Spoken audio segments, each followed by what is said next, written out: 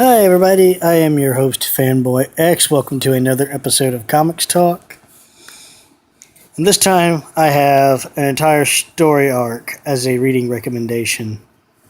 That story arc is Siege. It's what happens when you let the inmates run the asylum, or Norman Osborn run your country. Well, he still answers to the president, but he basically took over S.H.I.E.L.D., so close enough. This is him in his Iron Patriot armor. BS. So this is Siege Prelude. I did a video a while back, or not, just a few days ago, about this amazing story of the Warriors 3 that's in the back. Now let's get serious. This tells a story of Thor. This tells a story of the Cabal, which was a clandestine group of supervillains that all met together. Basically, by the time it was over, Loki gets Asgard and Norman Osborn gets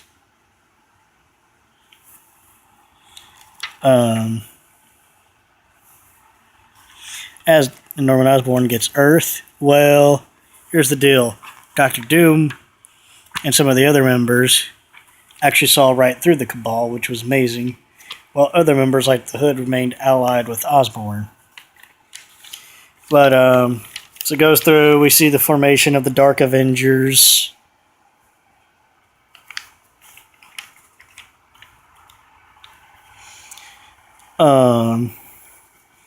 Just a bunch of scheming and stuff. We see some classic tales from Spider-Man that are done in the form of flashbacks. We get this really cool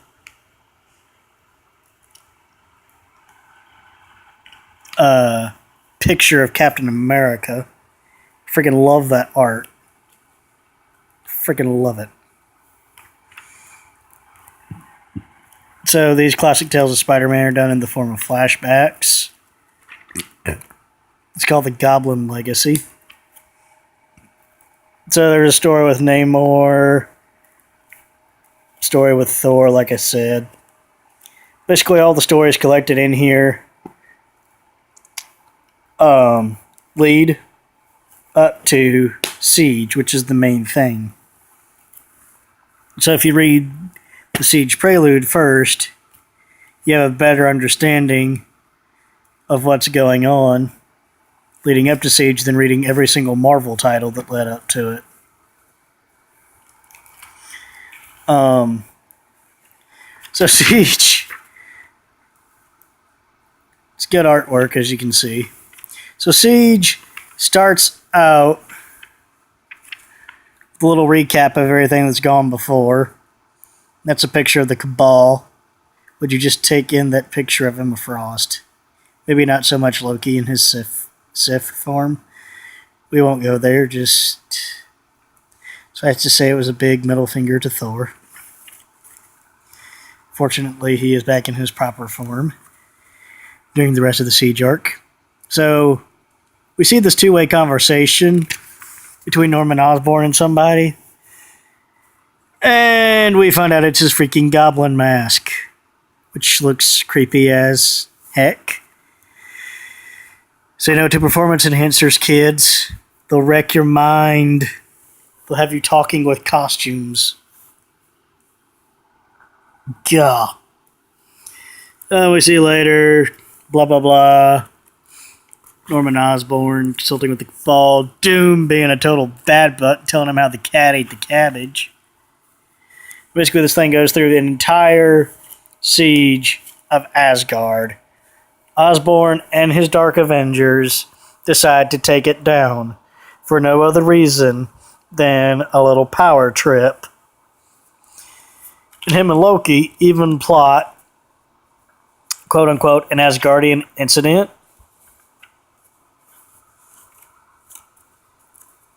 that involves Volstagg. Um, this part's pretty neat. We get a breakdown of each of the 9 realms and the beings that live there. So there's some more little prologue stuff.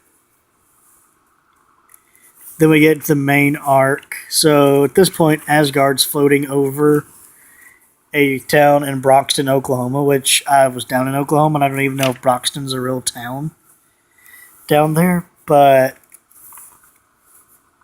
who's to say? So, great art, good story. Captain America assembles his team of Avengers. And basically, they commit an act of treason. They go up against Osborn. He's like one of the government head honchos at this point. Like I said, inmates running the asylum. Ares, who is the Greek god of war, yes, Marvel had him too, not just DC, because guess what? You can't trademark mythological characters. Which is why Image Comics had their own version of Thor, whose personality actually matched the Thor of the original mythologies, closer than Marvel's version. But I do prefer Marvel's version. So he's fighting Balder. Balder actually makes him see reason. Basically like, we're your allies. Why are you fighting the Asgardians? You've been lied to. And so Ares is not happy about that. So he starts fighting on the side of the good guys. No, that is not the real Ms. Marvel. That is a complete and utter imposter. But you'll know about that if you read the issue where Norman Osborn assembles his Dark Avengers. She used to be a villainess called Moonstone. I have no idea what her powers are. Except she can fly. And she looks kind of hot. So, we get the full roster. This is Cap's little group. Mockingbird. Steve Rogers. Spider-Woman, Ms. Marvel. This is back when Marvel used to draw the ladies hot. Luke Cage. Hawkeye, that would be the Kate Bishop Hawkeye. Eden Fessy, don't know who she is, sadly. Stature, that is Scott Lang, Ant-Man's daughter. She basically has the, not the shrinking ability, but she can grow like Giant Man. Nick Fury. Bucky as Captain America. Patriot, who is another cool character. The Vision, who apparently is not the original Vision. Ronan, who is Hawkeye, although the mantle was later carried on by Blade. Daisy Johnson Quake. Hulkling. Stonewall. Slingshot, who, if you've watched Agents of S.H.I.E.L.D., you should know who she is. Phobos, that is the Greek god of fear and the son of Ares. Wiccan, Scarlet Witch's son, basically reality warping powers, just like his mom. Hellfire, I'm not really sure what he does. Speed, who is also the son of Scarlet Witch. If you couldn't tell by the white hair, which he shares with his uncle. That would be Quicksilver, y'all. Spider-Man. So, really cool Avengers lineup.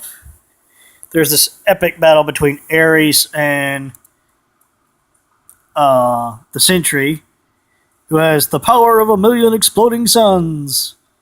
Basically, if you thought Superman was overpowered, you haven't seen this guy yet. Who also has a dark side called the Void, but we'll get into that in a minute. This fight basically ends in a knockdown drag-out. That knockdown drag-out. Ew! Ares gets ripped in half. Now, this might sound a little disturbing, but I was kind of impressed by how the anatomy was drawn. accurately. That was actually pretty impressive. Again, the dude is so powerful, he ripped a Greek deity into pieces. And the looks you see on the characters' faces, it's pretty much the look on my face when I saw that. It's like, what? So we see Cap and his crew getting ready to go to war. Bucky especially. He gives the shield back to Cap, who agrees to wield it. Phobos tries to intimidate Nick Fury into letting him go fight alongside his father, who he doesn't realize at this point is now in two individual pieces. So, Nick here. Turn those God of Fear powers off, kid. I've seen all there is to see in this world, and there ain't nothing you can do that'll scare me. You're staying here, and if I'm telling you this, you might not like it, but you know it's the truth. Go, Nick Fury. I do love Samuel L. Jackson's depiction of the character, but this makes the Caucasian version so cool. Actually, Marvel Ultimate Alliance, a great video game that came out years ago, actually did that for me. But I'm still partial to the Samuel L. Jackson version that is seen in the Ultimates comics. So Cap and his men go to kick Norman Osborn's butt.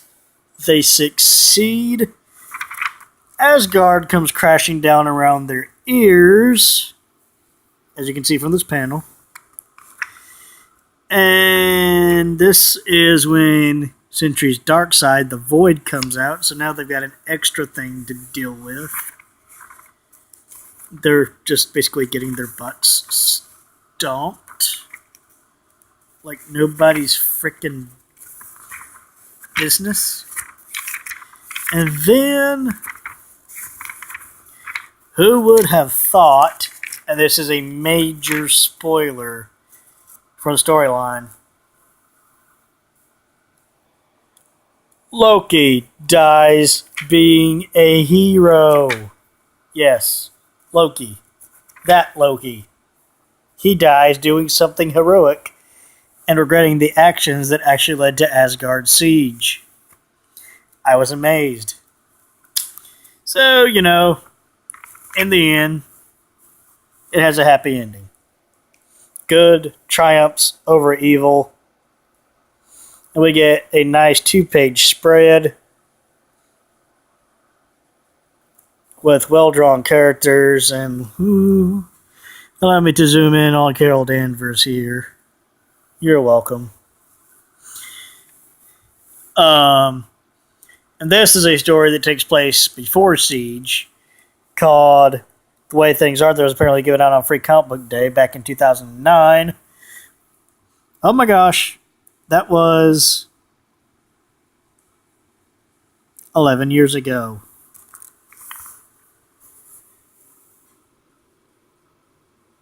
No.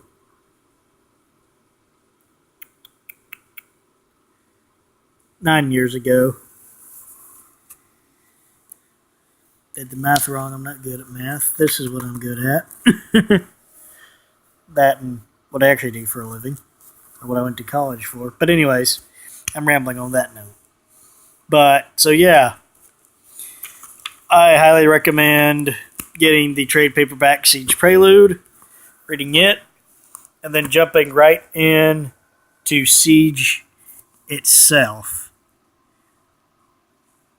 And I apologize for the glare that this dust jacket makes on the book.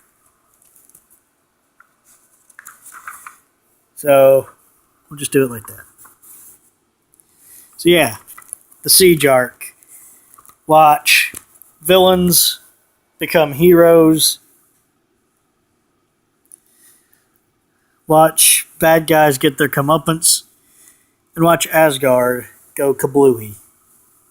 It's amazing. It is really amazing. So that's Siege. Check it out, y'all. This is Fanboy X. Now I've got one or two more videos coming your way later tonight. look for them. This is Fanboy X, signing off for now.